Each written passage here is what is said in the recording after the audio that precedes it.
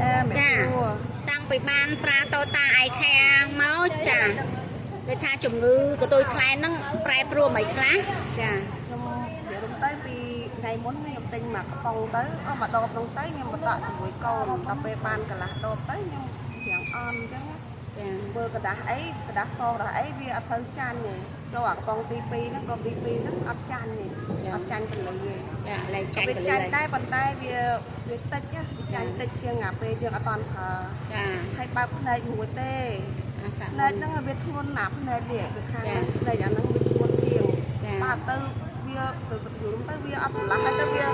ដូចអីនៅយកទៅយើងយកអីមកបាត់កន្លែងហ្នឹងមិននេះអញ្ចឹងចាធ្ងន់ណាស់ក៏ដូចផ្នែកហ្នឹងបាទឥឡូវមើលឃើញច្បាស់ហើយហ៎ឃើញច្បាស់ចាមើលឃើញចាវាអត់ចាញ់ដល់ខ្ញុំមើលអញ្ចឹងទៅមើលទូរស័ព្ទអញ្ចឹងទៅហើយមើលกระดาษអញ្ចឹងទៅមើលមកគេឃើញចាពីមុនខ្ញុំមើលអព្រាលភ្នែកចេញទៅ3 4ហ្មងចាឥឡូវមើលច្បាស់ហើយអញ្ចឹងណាចា